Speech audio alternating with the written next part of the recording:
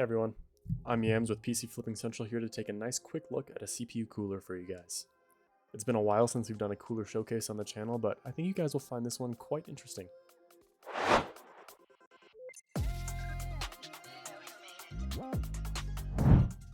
If you've been in the PC building space for a while, you've probably heard of the brand Superflower.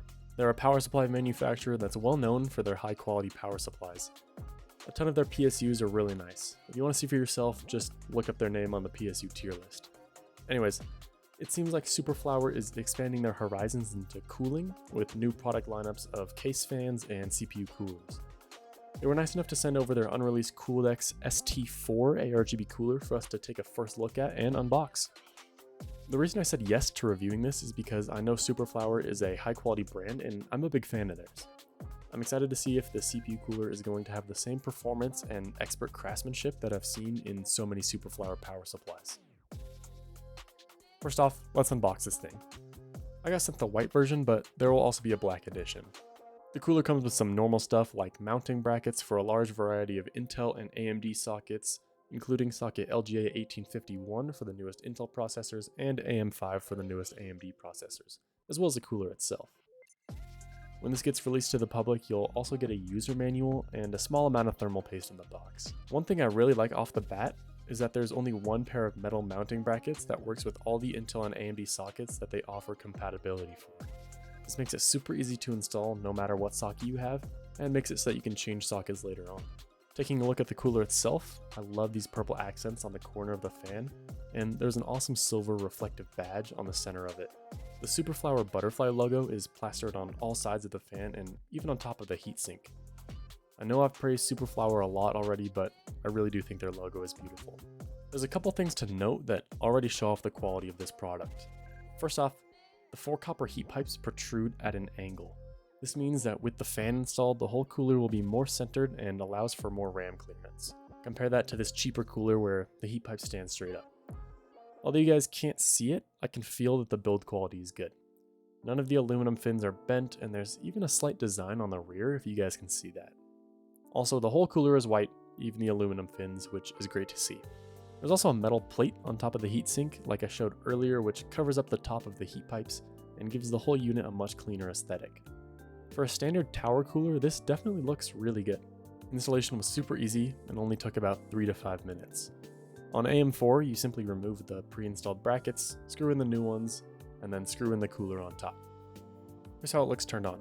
I cycled through some ARGB modes, and this ring of RGB light looks great. It's very vibrant, and even the little butterflies on the side of the fan light up.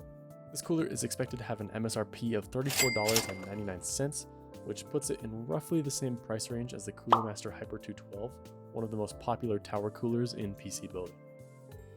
It's also very similarly priced to the Thermalright Peerless Assassin 120 SE, which is a much beefier cooler. I think Superflower is going for a specific target with this cooler. It's a very premium feeling and aesthetically pleasing product that can give your computer a premium feel without spending all too much money.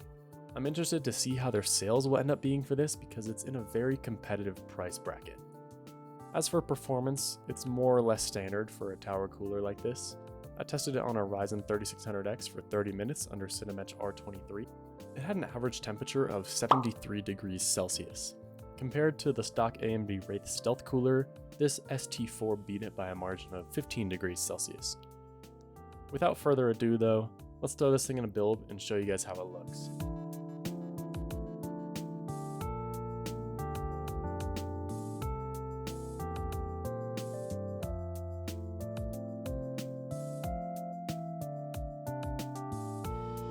Put this cooler in an entry-level all AMD gaming PC, which I think is the perfect application of this cooler.